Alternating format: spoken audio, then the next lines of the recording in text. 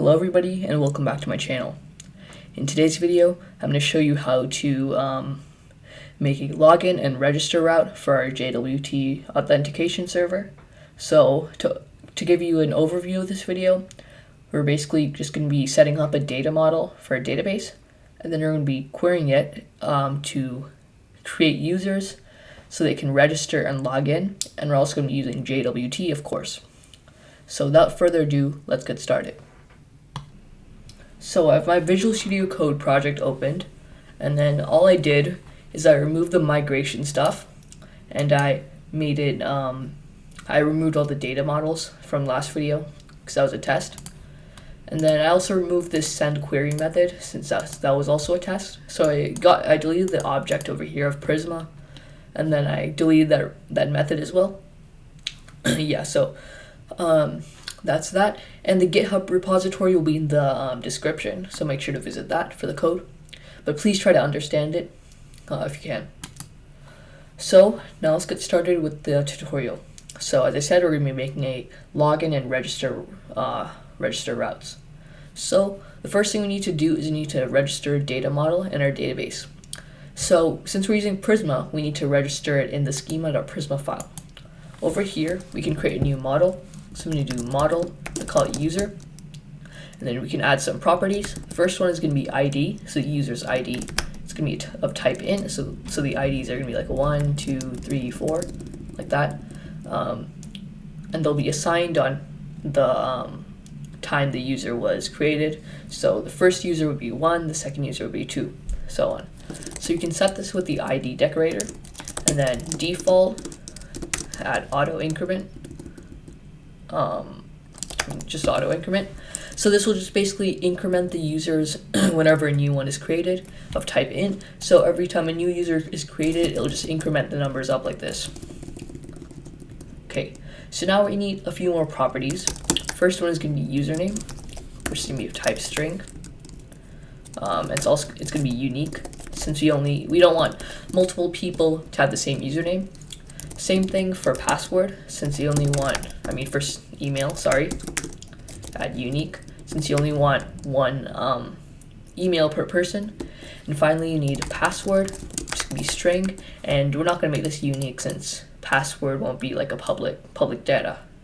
What did I say just there? Okay, because password won't be public data. Okay, so now that we've done that, we need to register it in our database. So at the top, you should make sure your PostgreSQL server is running. So we're just going to open up a terminal. We can do npx prisma migrate -- preview feature dev, which is going to migrate all of these data models up into our database. You can call the migration user model, like that, and it'll run generate and sync everything and get those models in our database. So if you go over here, this is just basically just a SQL command it ran on our database. Okay, cool. So now that we have all of our database stuff set up, we need to get some typing set up. So I'll show you what we're going to do in a sec. So we need to create a new folder in our root directory called typings, not typing, but typings. And we need to create a new file called typings.d.ts. We're going to basically just define some stuff. So over here, we're gonna do export, and then, so basically what we're gonna do is we're gonna, so we have this user model over here, right? So what we have to do is that we have to make this user model global, so that in all of our routes, we can access this. So that's why we're gonna make these global typings over here. So before we actually continue, we need to register our typings. So in tsconfig.json, you can go to the include section. You're just going to add another element to the array, and it's going to be /typings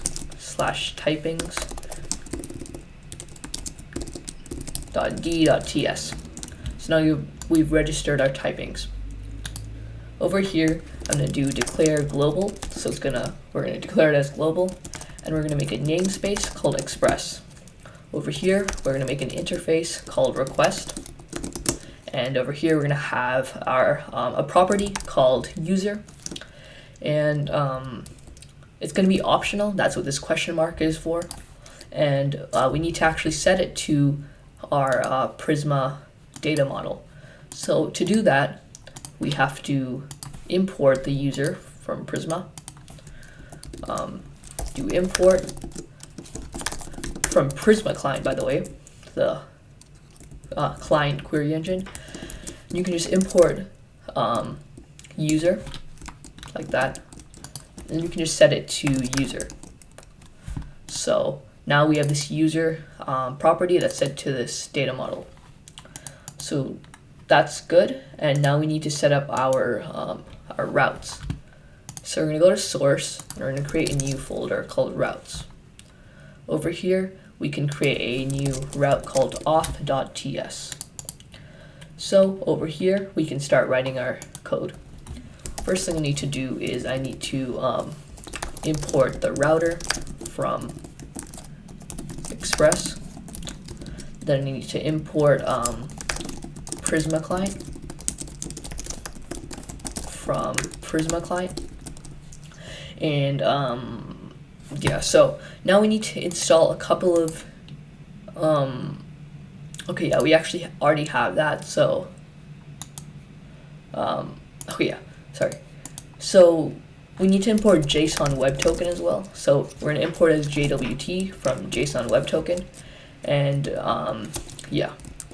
So I forgot to mention this, but it's gonna be in the description as well.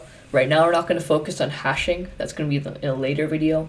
So we're just gonna store the passwords as they are right now, which is not a good strategy, but we're gonna do that in the next video. Okay, so now that we've imported all that, we can define a router. So you can do export const, what do you call it, auth equals router. So over here, we're just defining this variable called, or this const called auth, and we're setting it to the router. So now if you type auth dot, you can see we have all these request types that we can use. So now that we actually need to register this in our server.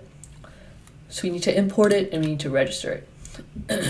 So in order to do that, we have to go to server.ts to import our routes. To do that, I'll do import auth as auth route from /routes / auth. So we've imported our auth variable, or auth router, as auth route from routes / auth. Sorry. And then now we need to register this in our what do you call it? In our server. So instead of our set routes, we're just gonna say app.use /API /v1 /auth. We're set to the auth route. So all this is gonna do is basically, if we prefixed it with /API /v1 /auth. So this means that if we register a let's say we register a route called register, then in order to actually access this route, we have to go to localhost 3000 /API /v1 /auth /register, because it's prefixed with that. So hopefully you understand that. So yeah, so we've successfully registered our route, and now we can continue with our routes. So we're also going to make a second route called login. So I'm actually going to put this at the top. So auth.post /login. We're going to pass in the request and the response. And yeah, okay. So yeah. So the first thing we need to do is we need to make our register route. So over here, I'm gonna start writing my code. So what I'm gonna do is I'm gonna the way we're gonna actually request this route is we're gonna use something called the body, which is just a place to like store data, and we're going to fetch the stuff from the request, the body. Then you can use that in our what do you call it, inner app or inner server. So over here you might have you might have a body property called username. You can set it to the username and stuff. So that's how it would work. And yeah. So you do the same thing for password and email. So just a body is a place where you'd be storing all of the data. So for example, if I show you Postman, which is just a tool to send requests, you can see that if I go to new request, there's this place called body. If I select raw JSON, then this is where I can put in all my body stuff. So I could put like username, my username, email at gmail.com. I'm just going to fill this out since we are going to be using this later in the video. And password, my password. And by the way, right now you're going to be able to register, like there's no going to be checking for password safety and stuff and checking if this is valid. We're going to do that in later videos, and making sure that this email exists and stuff. We're going to be doing that in later videos. So yeah. So this is just the body, okay? So we can reference that in our code by saying request.body and then the thing and then the property. So over here, we're going to be using a technique called object destructuring, which is just going to destructure some properties from an object. So we're going to do here, we're going to do const email username password equals rec.body. So this is basically just taking all these properties from the request.body. Okay, hopefully that makes sense. So, oh sorry, this should be in register. So now you have to perform a couple of checks, and these checks are the first check is gonna make sure that the user doesn't already exist. So to do that, we can do const result equals await. Oh sorry, this should be an asynchronous. Okay, equals await Prisma. So we're just gonna basically be querying our database to see if the username already exists, and if it does exist, then we're gonna return an error. If it doesn't, we're just gonna keep on going and continuing. So we actually need to instantiate the Prismaclient class. So we're gonna do const Prisma equals new Prismaclient. Sorry, Prismaclient. And there. So now we can do Prisma dot to put all our stuff. So we're gonna do Prisma dot user. That's our data model. Dot find unique. So we're gonna find a unique object. And then over here we can say where the username is equal to the username. So we're going to check to make sure that this username already exists. So this is just going to find a unique value of username and checking that this username is equal to username. So now we can check that. So if that returns true, so if the username column in our database is equal to this username, then that means the user already exists. So you can do if result. Then you can return an error. So you can do return rest.status 400.json. You can say success false because it's not a success. It's an error, and the error message will be a user already exists. Okay, so now we can continue. So as I said, we're not going to be doing hashing, but so yeah, I'll just continue. And so now we've checked that if the user already exists, and if it goes past this, then that means the username doesn't exist. So we can create that user, the new user in our database. So to do that, we can do const user equals await prisma.user.create. So in our user data model, we can create a new row. So over here we can set the data to email will be the email, password. So what these are, it's coming from here, by the way. So email, username is username, and password. This is the password. Okay, so that's that. And now we can return a, a success. You can do return rest.status of 200, which means everything went well. .json success is true because the success was true.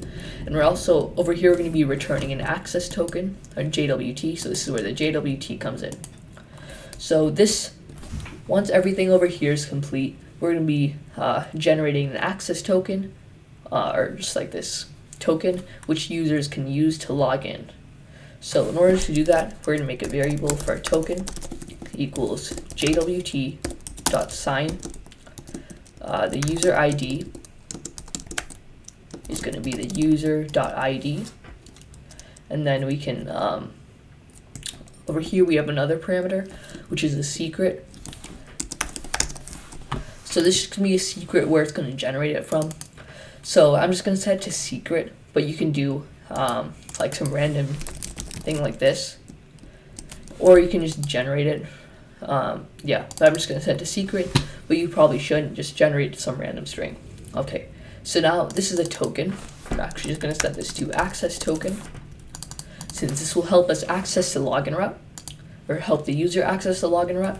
So over here we can set the access token to the access token. So that's basically it. So that's the register route. Now we can actually try it. So let's start up our server. So you can do yarn dev. Our server will start on port 3000. And if we go to over here, you can see we have all this stuff in our body. We can send a post request to http://localhost 3000/API/v1/auth/register. And now we can send this, and you'll see it'll work. So we'll say success true, and it'll give us this access token, which is exactly what we want. Now you can see that it's created this user in our database. So if I try to hit send again, it'll give me an error because the user already exists. So this is perfect. This is exactly what we want. Okay, so now we can make our login route. So in our login, it's pretty simple as well. We just need to this time destructure only the username and the password from the request.body. So we're grabbing those two values from the request.body, and then let me just kill this. Okay, so now we're going to check if the user, check if the user exists, sorry. Yeah, so you can do const user equals await prisma.user.findUnique.